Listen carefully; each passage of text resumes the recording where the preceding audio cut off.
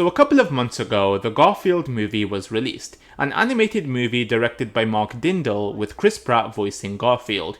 And let's not kid ourselves, the film sucked. I'm going to be completely honest, I completely forgot this film even came out until like a month ago, and can you really blame me? This film completely fell under the radar after its release, like genuinely no one spoke about it. It wasn't until I was browsing my Letterboxd watch list when I was trying to find a dumb, fun film to watch and found it just sitting there, and then I remembered, oh yeah, this movie exists. And in that moment, I decided to slap it on, because you know what, I loved the Garfield show growing up. Maybe this movie will be pretty good. Oh boy, was I mistaken. Oh, and spoiler warning in case for whatever reason you actually wanted to watch this film. I think one of the most glaring issues about the new Garfield film, if it's even considered new at this point, is that it just doesn't feel like a story in the Garfield world. Now, I'm not claiming to be some sort of Garfield specialist, but this film just feels so off from what I'm used to. For one, Chris Pratt is awful as Garfield. I'm not trying to be a Chris Pratt hater or anything, he has his moments, and he did prove everyone wrong with his iteration of Mario, but he didn't even try with this movie. He doesn't even put on a voice, he for real just played himself and called it a day. Whatever happened to the fat, Monday-hating cat who loves lasagna and is actually funny? I don't think I laughed at a single thing Garfield said in this movie, and I'm someone who's very easily entertained. John was barely in this movie. Liz even less, and there is no Nermal or Arlene at all. You could have easily substituted Garfield for anyone else and this plot could still work. These things aside, it's just so boring. It's about Garfield and his relationship with his dad, and I can't be the only one who just didn't care for it. The movie doesn't say anything creative or new. Garfield thought his dad ditched him, his dad just wanted better for him when he realized John took him in. Garfield doesn't realize this until way later, and they make up when all is clarified. There's also this whole plot about revenge, and I just didn't care for it whatsoever. I don't even want to be overly negative, but there's just not a lot going for this movie, unfortunately, and it's disappointing because the Garfield brand is one I grew up with and dearly love. So why am I making this video? Well, I think because this film did such a disservice to the Garfield brand, I feel it's only right to revisit some of the Garfield films that I grew up with to see how well they hold up, or if they're even good. For this video, I'm focusing specifically on those live-action Garfield films because I have a very faint memory of those and I wanted an excuse to revisit them. So without further ado,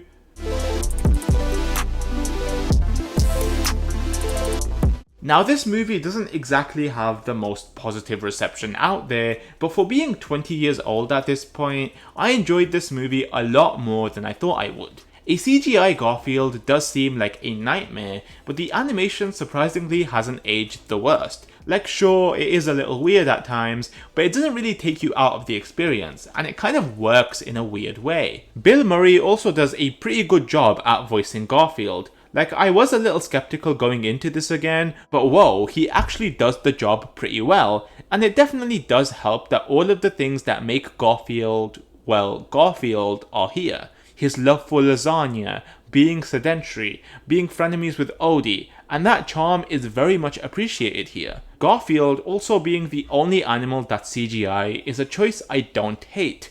It's kind of jarring at times, but I love it. I don't know, this movie feels like it incorporates all the right things about Garfield that make him who he is. It also doesn't repeat the mistake of many other hybrid CGI live action films by focusing too much on live actors. This also just works as an introductory movie.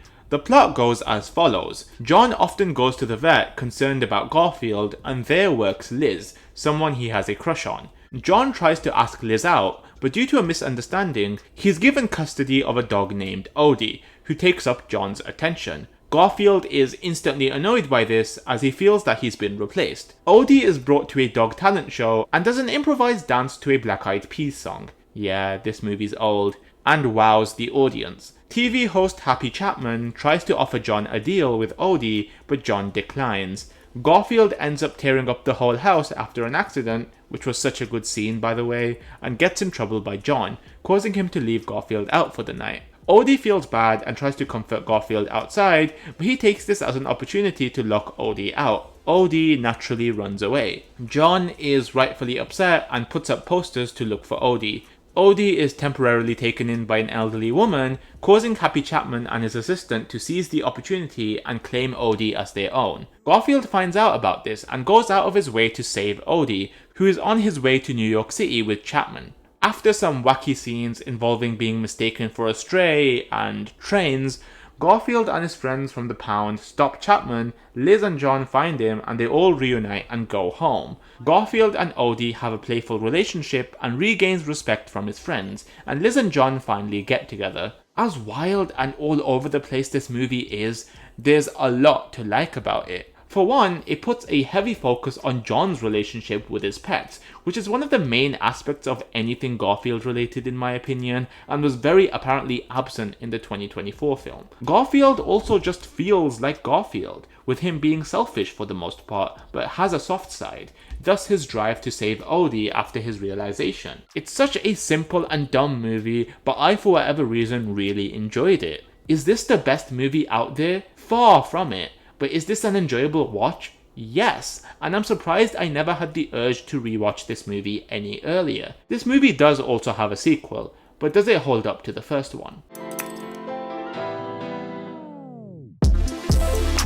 The Garfield movie did well enough to warrant a sequel about 2 years after, and thus the world gave us Garfield: A Tale of Two Kitties. If you thought the first movie was ridiculous, this movie is 10 times as wild. Although the first movie had a plot that felt like it fit in the Garfield world, this plot doesn't really, if we're being honest, but unlike the 2024 Garfield, this had enough of his charm, along with John and Liz being integral to this movie, to the point it just works as a solid sequel. It's been 2 years since the events of the first film, and John wants to propose to Liz. She's going to the UK for a business trip, and John wants to surprise her by following her there. Garfield and Odie sneak into his luggage and tag along. Meanwhile, in the English countryside is Carlisle Castle, where after the owner's passing, her will gives entire ownership to her cat Prince, who looks exactly like Garfield. Dargis, the owner's nephew, isn't too happy about this, and so tries to get rid of Prince since he would inherit the estate after the cat dies. He throws Prince in the river, and he ends up in the streets of London, and John takes him back to the hotel, mistaking him for Garfield. Prince's butler Smithy finds Garfield in the street and takes him to Carlisle Castle, mistaking him for Prince. I know, it's very predictable, but this is a kids movie at the end of the day, and as simple as the plot is, it's pretty engaging. I do want to say though that the British are incredibly stereotyped in this movie, which is fair enough. You need audiences outside of that culture to grasp the difference, but it's just so funny to watch as someone who has lived in the UK my entire life. It kind of reminds me of The Boys, where every one of William Butcher's lines will include some obscure British slang that rarely anyone uses to differentiate him from the American characters. I don't hate it, I just find it humorous that the directors feel the need to do that. Anyways, back to Garfield, I love the use of iconic British actors to voice act the animals, like Bob Hoskins and of course Tim Curry. I thought that was budget really well spent. Garfield receives special treatment from Smithy and Prince's farm animal followers. Smithy because he thinks he's actually Prince, and the animals because they believe that if they protect Garfield, Dargis won't get his hands on the estate.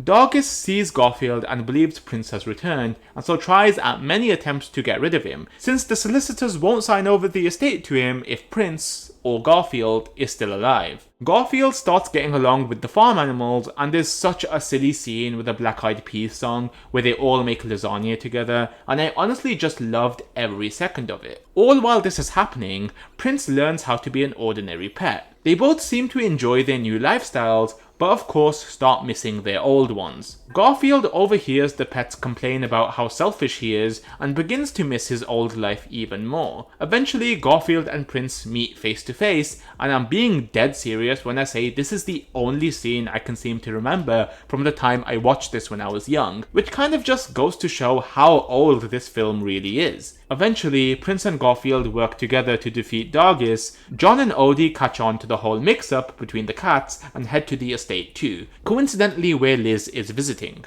Dargis's plan is exposed. The solicitors have seen both cats, but Dargis isn't having any of it and takes Liz hostage, threatening them to sign over the estate to him. John, the absolute badass he is, punches Dargis while there's a ferret in his trousers, and Smithy calls the authorities and Dargis is finally arrested. John proposes to Liz and she accepts. And that is how this iconic duology ends.